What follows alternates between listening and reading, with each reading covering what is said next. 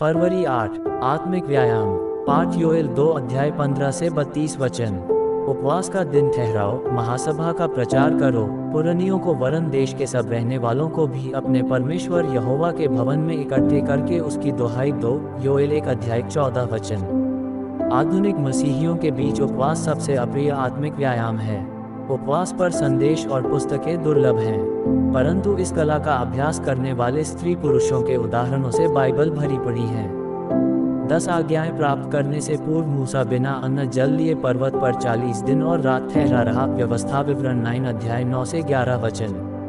संपूर्ण इतिहास में लोगों ने इस बात की गवाही दी है कि किस प्रकार उपवास ने बहुतायत से उनकी सहायता की है ताकि वे परमेश्वर के वचन से अद्भुत रीति से प्रकाशन और निर्देशों को प्राप्त कर सकें।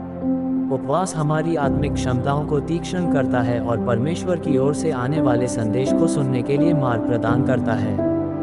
दाऊद ने विलाप किया एवं अपनी आत्मा को उपवास के द्वारा ताड़ना दी। उसने पुकारा, हे परमेश्वर, तू तो मेरी मूर्खता को जानता है और मेरे दोष तुझसे छिपे नहीं है।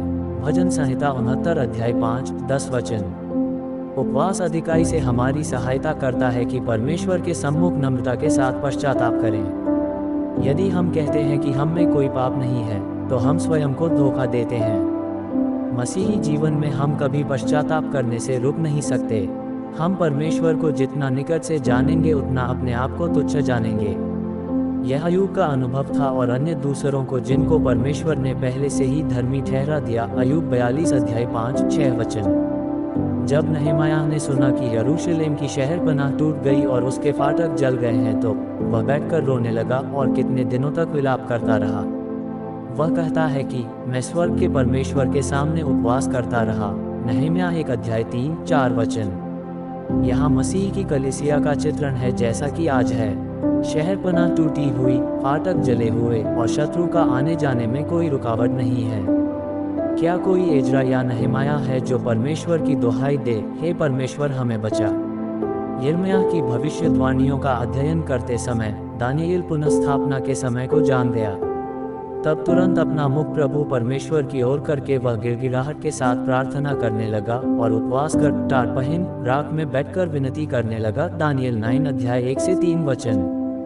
तब उसने वह महिमा में दर्शन पाया। हम मसीही लोग बड़ी बड़ी आशीषों को बिना दाम चुकाए चाहते हैं। हमें सब कुछ मुफ्त में चाहिए। इसमें कोई संदेह नहीं है कि हम परमेश्वर की आशीषों के योग्य नहीं। क्या बिना प्रसव पीड़ा के जन्म हो सकता है? किसी ने ऐसी बात कभी सुनी है? और हम लोग बड़ी जल्दी में हैं। हमें सब कुछ तुरंत और अभी चाहिए। क्या देश एक ही दिन में उत्पन्न हो सकता है? यशायाह 66 अध्याय 7-8 वचन। उपवास करके परमेश्वर के कार्य को आगे नहीं बढ़ाया जा सकता, किंतु उपवास के द्वारा हम परमेश्वर के बातों में आगे बढ़ सकते हैं। और ऐसे ही हर दिन का वचन सुनने और मनन करने के लिए बारली, पावरी, सितारा परिवार को सब्सक्राइब करें और मित्रों को शेयर करें। धन्यवाद।